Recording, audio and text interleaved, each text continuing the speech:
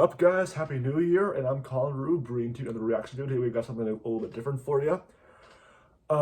Today we've got another video. It's not another like educational, like a funny educational video.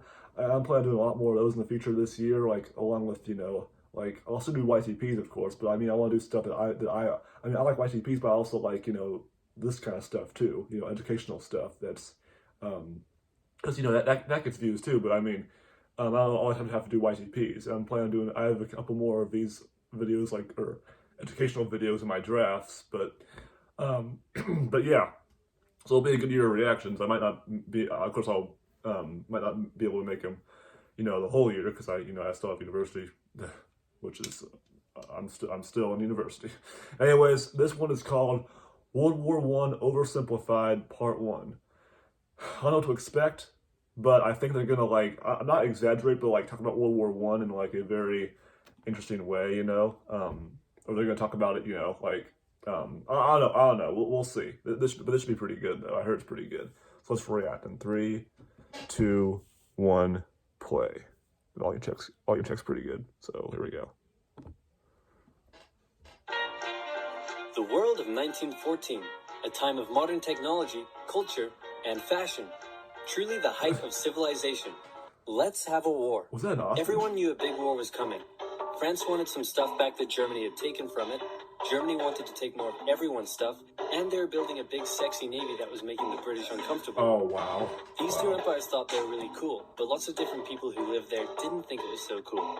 And some of them had even been declaring independence with help from Russia. Everyone was talking about each other behind each other's backs, throwing the fact that military technology had come a long way since the last major war, and suddenly everyone was pretty eager to beat each other up. In this area of Austria-Hungary lived some Serbs and Bosnians who hated living in Austria-Hungary. So the Austro-Hungarian Archduke Franz Ferdinand goes there for a nice drive in an open-top car with his car's route published in advance. And that went just about as well as you'd expect. Essential tips for. I was gonna pause and say, isn't Franz Ferdinand a band name too? Because I mean, it's kind of funny because I guess he is named after this guy. The band was named after this guy in the car here, Franz Ferdinand. Some assassins were waiting for him along the way and threw bombs at his car, but they missed and blew up some officers behind him instead. Oh no! So the Archduke goes into hiding, leaves Sarajevo, and the whole war never happens. Except no, the Archduke doesn't leave, but instead goes back out in the open-top car to visit the injured officers in hospital. The driver takes a wrong turn and by sheer coincidence gets stuck beside one of the failed assassins, who shoots him. Yeah. Austria-Hungary is understandably pissed about all this, and they think the Serbian government had something to do with it, which they might have. So they go to their ally Germany and say, hey Germany, we're going to declare war on Serbia, and Germany is all for that. Yeah. So Austria-Hungary send a big list of impossible demands to Serbia, and when Serbia refuses, they declare war. Austria-Hungary and Germany are friends, and Serbia is protected by Russia, who's friends with France, so they'll declare war on each other. Montenegro joins in too. France and Britain also have a kind of alliance, so when France says, hey Britain, you got my back, Britain is like, maybe. No. And then they decide to stay out of it, which is great for Germany, because Germany has a plan. They know that Russia is so big and clumsy that it will take them a while to get ready for war. So with this guy in charge, Germany will send all its troops into France at lightning speed while Russia's getting ready, defeat France, then move all the troops to Russia and defeat Russia, and then we all speak German and eat Pfefferpotast every day. Just one problem. France has loads of forts and defenses along its German border, and Germany can't waste any time fighting them, so Germany decides to go around them, through Belgium. Okay. Belgium is neutral, but Germany wants to march 750,000 troops through it to get around France's defenses. They're hoping Belgium will just kind of sit down and shut up, but they don't. They fight back, and they're pretty good too, so they slow the Germans down. What's worse is that Britain shows up, and they're pretty pissed that Germany's invading neutral countries. So now Britain declares war on Germany. So Germany push on through Belgium and commit some atrocities along the way. They also wear spikes and sometimes skulls on their uniform. So if you're trying to not look like the bad guys, good job. The Allies have a propaganda extravaganza, and this starts having an influence around the world, notably in America. The US President Woodrow Wilson sees himself as a bit of a Jesus figure, and spends most of the war trying to get everyone to just hug it out. But there's also a large population of ethnic Germans living in the United States, and when the war first broke out, they were like, yay, Germany. But now that they're committing atrocities in Belgium, they're less enthusiastic. Let's play Spot the French Soldier. So it's a game now? Did you see him? Easy, Yes, right? yes. He's wearing a bright blue uniform with red trousers. And do you know who else spotted him easily too? The Germans. So when the French were slowly marching in columns through the countryside, the Germans easily tore them to shreds with their giant guns. All the nations involved in this war went in with an old school war mentality. Because all I saw was a cannon. And all of them had to update their uniforms and tactics a lot during the Great War. What happened there?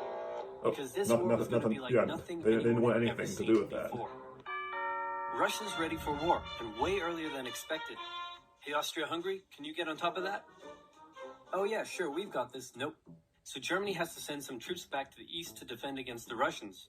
The chief of staff of the Austro-Hungarian army is this guy, and although he is handsome, he turns out not to be the best military strategist. Austria-Hungary constantly ignores Germany's advice, and then comes running back to Germany whenever they get in trouble. Austria-Hungary even gets its ass kicked by tiny Serbia, who repels all their invasion attempts at the start of the war. It's better news for Germany in the north, though, where they almost completely wipe out the Russian Second Army. Back on the Western Front, the Germans continue advancing and are in sight of Paris. At this point, anyone would be forgiven for thinking the Germans were going to get that quick victory after all. But then things start to go wrong. The French commander-in-chief knew something had to be done, and he ordered his armies to stop retreating. In the resulting battle, a gap opened up in the German lines. If a gap opens up, the enemy can use it to flank you from the side and behind, so the German armies have to retreat. The Allies launch a counterattack, so the Germans dig into defensive positions. The Allies do the same. They low-key dig. Then both sides move north, trying to outflank each other along the way. When they reach the sea, they're in a stalemate with trench systems running the whole way from the coast to Switzerland, the beginning of trench warfare on the Western Front. Here's how trench warfare works.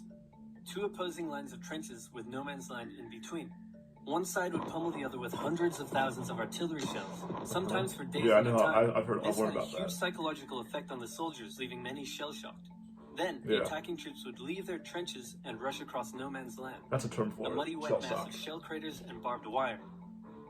The defending trench would unleash machine gun fire on the attackers, inflicting thousands of casualties. The attackers would send wave after wave until either they gave up or the opposing trench was finally overrun. There would be months of fighting and the deaths of thousands in order to gain a few meters or kilometers of land.